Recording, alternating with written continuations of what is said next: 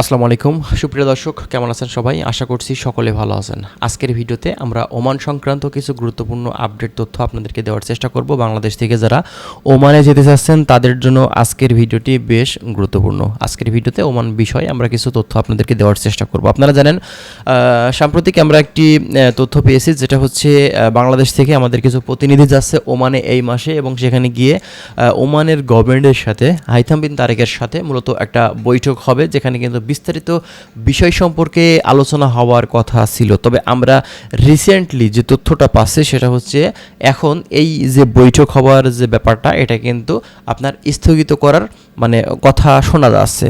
তো এই ব্যাপারটা নিয়ে আমরা বিস্তারিত বিষয়গুলো একটু খোঁজখবর নেওয়ার চেষ্টা করলাম। তো আসলে এই ব্যাপার নিয়ে এখন পর্যন্ত আমরা কনফিউশনের ভিতরে আছি যে আদৌ বাংলাদেশ থেকে এখন এই প্রতিনিধিগুলো আসলে ওমানে যাবে কিনা। কারণ দীর্ঘদিন থেকেই মূলত মালয়েশিয়ার কলিং ভিসা খোলার ব্যাপার নিয়ে কিন্তু আসলে ঝামেলা চলছিল। তো ফাইনালি আপনার হচ্ছে মালয়েশিয়ার কলিং ভিসা ওপেন হয়ে যাওয়ার কিন্তু কথা বলেছিলেন আমাদের প্রবাসী কল্যাণ মন্ত্রী আরিফুল হক চৌধুরী।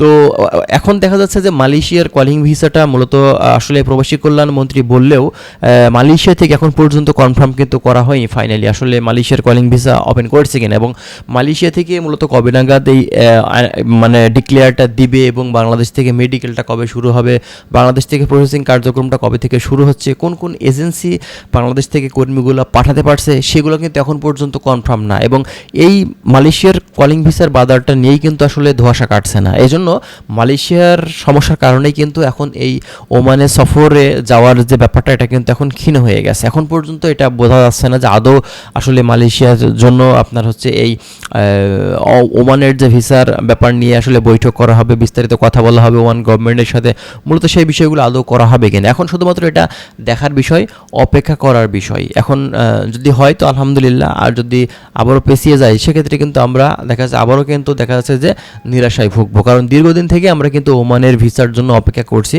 আমরা জানি যে ওমানের সাধারণ লেবার ক্যাটাগরির ভিসাটা আসলে কতটা গুরুত্বপূর্ণ বর্তমানে বাংলাদেশ থেকে, কারণ হাজার হাজার বাংলাদেশি আছে যারা কিন্তু ওমানে যাওয়ার জন্য বিভিন্ন এজেন্সির কাছে অলরেডি ফাইল দিয়ে দিয়েছে। তো আপনাদের কিন্তু এটা বড় ভুল যে একটা দেশের ভিসা না খোলা পর্যন্ত তাদের কাছে ডকুমেন্টস, টাকা পয়সাগুলো আগে থেকে দিয়ে দেওয়া। ঠিক আছে, যে দেশটা যখন খুলবে, যখন সব কিছু আপনারা দেখতে পারবেন, বুঝতে পারবেন, ওমান থেকে অফিসিয়ালি আপডেট দিবে, তখন আপনারা একটি এজেন্সির কাছে ফাইল দিতে পারেন।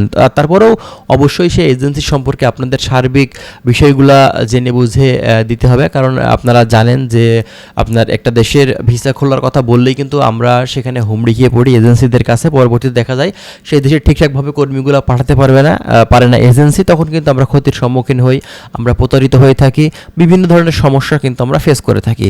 তো এজন্য আপনাদেরকে আমরা বলবো যে ভাই, আপনারা যারা ওমানে যেতে চাচ্ছেন আপনারা একটু অপেক্ষা করেন। অবশ্যই অফিসিয়ালভাবে আপডেট আসবে ওমান থেকে, আর আমরাও সেই বিষয় নিয়ে কিন্তু আপনাদেরকে অফিসিয়ালভাবেই তথ্যগুলো দিয়ে জানিয়ে দেওয়ার চেষ্টা করব। কারণ আমরা বিভিন্ন ধরনের তথ্য যখন যতটুকু পাই আপনাদেরকে জানিয়ে দেওয়ার কিন্তু চেষ্টা করি। তো যাই হোক, আরও বিস্তারিত ওমান সম্পর্কে যদি তথ্য আপনারা জানতে চান সেক্ষেত্রে অবশ্যই আপনারা আমাদের চ্যানেলের সঙ্গে থাকবেন। আমরা চেষ্টা করছি বিভিন্ন ধরনের গুরুত্বপূর্ণ আপডেট ইনফরমেশনগুলো আপনাদেরকে দেওয়ার। ভালো থাকবেন, আল্লাহ হাফেজ।